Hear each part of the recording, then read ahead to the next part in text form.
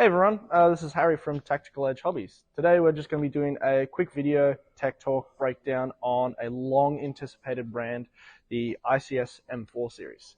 We've been working on these guys for the past 3 years to bring these blasters out, and now we finally have them. With our ICS range, they all feature a metal gearbox housing. However, we have 5 variants and 2 different color schemes. So we've got the polymer receiver one here. We've also got one of the metal receiver ones here in tan. It also comes in black. We also have another longer metal receiver variant as well, and also a licensed Daniel Defense variant. With our ICS range, we actually have 2 different stylings for their gearbox setup. So if I grab this upper gearbox housing from the metal variant here, it actually has a functional blowback system, where the polymer receiver one will not. With this blowback system, the actual piston itself is unique, and the styling of the upper on this gearbox is unique to these receivers, where the polymer ones, it does not have this, and it has a slightly different piston in it. The pistons that they feature are a half polycarbonate rack for the blowback variants and a full polycarbonate one for the polymer variant. All right, chuck him back in. So when removing this upper section of the gearbox from these, note that the charging handle has to be pulled out with the gearbox. However, on the polymer variant, it is just the upper of the gearbox that can slide out.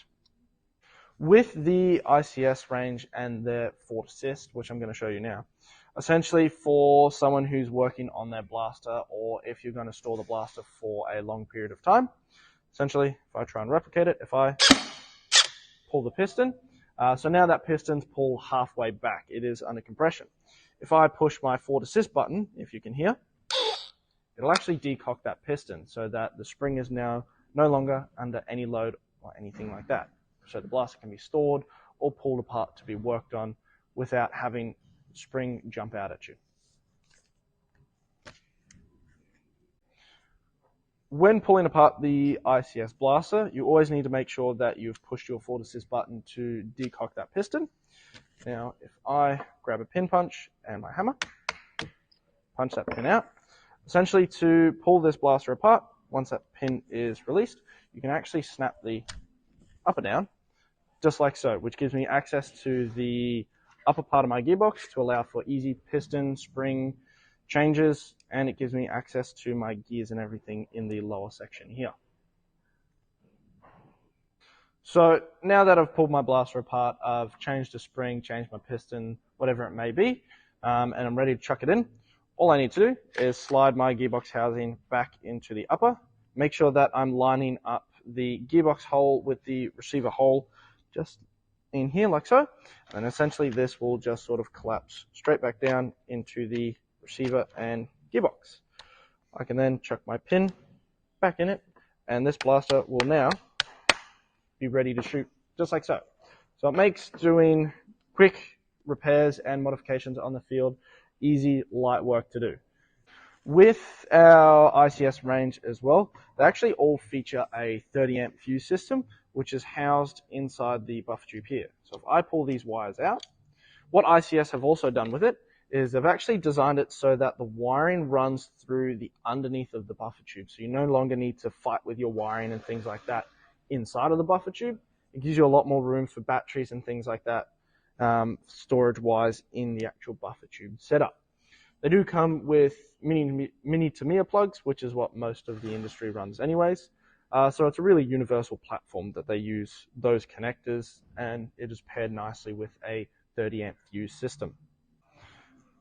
All of these blasters were built around your Gen 8 magazines in mind, because most of the community runs off Gen 8 magazines or uses a blaster that's compatible with Gen 8 magazines. So we wanted to make sure with these guys that they were also compatible with your standard Gen 8 magazines.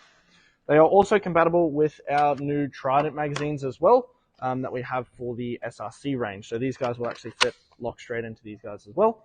Really nice snug fit with pretty much minimal magazine wobble with them. Changing your barrel and T-piece is also going to be something easy that you can do on the fly. So if I pull the barrel and T-piece out of this one. So they actually use a clamp style of T-piece setup for the barrels itself. So if you undo these two screws, you'll actually be able to pull your barrel out, change it, put it back in. So it makes barrel swaps for changing between long to short range a really easy setup.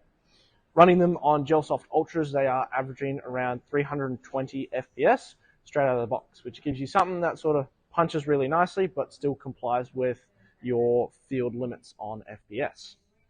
With the alloy barrels that they come with as well, so they have a 7.4 inner diameter and a 9.5 outer diameter, which is pretty standard across most blasters in the industry. Running them, we've found that the best gels to use for them to gain that average 320 FPS, as well feed nice smoothing and consistency, is our Gelsoft Ultra Hards. So all these ICS M4s are available at our Yatala, Man Cravat, G-Bung, and also online. So come in, check them out. They are an absolute fantastic blaster to get your hands on. This has been Harry from Tactical Edge Hobbies. See you in the next video.